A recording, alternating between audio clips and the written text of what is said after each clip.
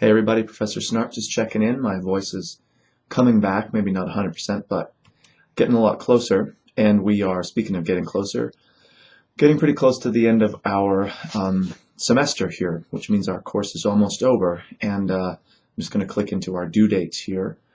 So I'm recording this on Thursday, April 28th, I believe it is. Let me just double check here. The April 28th. So in terms of due dates then, we're looking at Unit 10, due date Monday, May 2nd.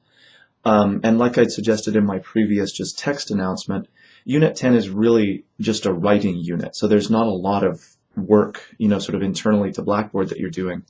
Primarily, you are making your way through that final paper. So that could involve a number of different steps, an outline you have to do, but you're obviously doing research, maybe rereading primary texts. You're obviously doing the writing component.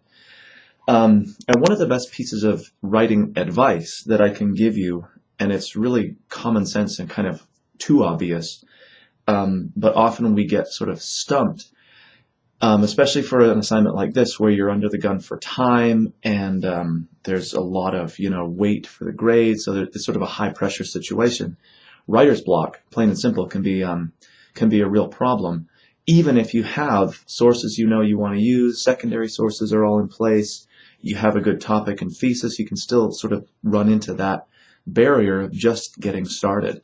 So one of the best pieces of advice that I have is to start anywhere in the paper, even if you know that you're writing a body paragraph that's going to be way on towards the end of your essay, just to get anything on paper or on the computer screen to get the ball rolling, even if it's not coming first in your essay. So pretty commonsensical or simple, but so often, and again, especially in these sort of high pressure situations, we lose sight of that commonsensical approach and think that, well, the intro's first, so I got to start with the intro and I have to have my thesis perfect before I get anything else done. And of course, because our course is compressed in terms of time, if you're waiting a day, that's like 2 days, and 2 days is like 4 days, and all of a sudden you really lost a lot of time if you're just making very little progress forward. So if you have a basic topic idea, even if your thesis isn't perfectly refined yet, and you have a particular kind of idea, topic, sentence within that larger topic, quotes you want to use, and a quote from a secondary source you want to use, just start there. It kind of can give you even some confidence getting those pieces in place because you are, you know exactly where those pieces go relative to each other. You might not know even where that particular body paragraph goes in the larger essay, but just to get that stuff that you are confident with on paper can be a great way to get the ball rolling for the rest of it. And this relates to another good approach, is to allow yourself to write without doing a lot of editing and revising, at least the first time through. So don't concern yourself with getting everything perfect the first time you type it. Just make that forward progress, right? Allow yourself, and sometimes you really have to force yourself. Don't backspace and don't, highlight a bunch of text and delete it. Make progress forward to get that stuff on the computer screen.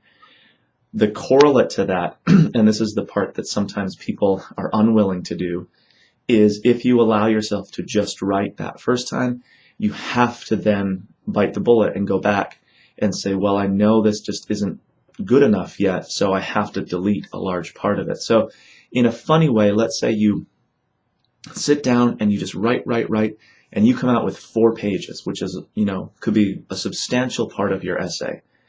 Maybe you only keep 2 of those pages. So it might first that seem like you're actually losing ground, but of course you're gaining ground because what you're saving is the stuff that's worth saving. The last thing you want to do is feel like, oh, well, I wrote 4 pages. That's pretty good. I'm almost done. I'll just put some more stuff in there.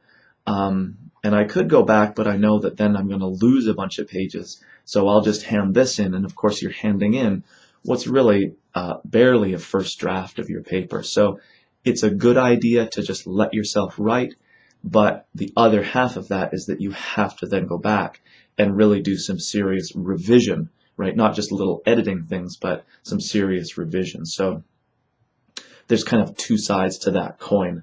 The one side seems really easy. We just get to write stuff on, and no matter what comes out, it gets to stay. But then the other side is a little bit more difficult. We have to be a little pickier about what we finally keep. So those are a couple of ways around problems of writer's block, which a lot of people do run into kind of at this point in a course like ours. The other thing that I'll highlight before I let you go is, as I've said so many times now, be sure you have the research component of what's going on here correct. That means in-text citation, works cited formatting, the entries, the page overall, smoothly integrating quotations, so you're not just hanging them in there. You obviously have an appropriate topic, so you're using primary texts appropriately. You should have appropriate secondary sources, so they're the right type. They're coming from the right kind of place, like a database. They are appropriate in terms of being discussions of the primary texts you're talking about. So serious problems in that kind of sphere at this point in our course, the research course. An essay with serious problems in that area is unlikely to pass, and that means you're unlikely to pass the course. So it really is crucial at this point, the end of the composition sequence, 1101 and 1102, that you are producing an essay that shows me you've learned those basic concepts. So kind of a high stakes game, but you can turn that around and use it in your favor. You have lots of resources within the course to get stuff right. And of course, you can be in touch with me, before you're handing the paper in, as many times as you want to ask specific questions about, are my sources okay? Is my topic okay?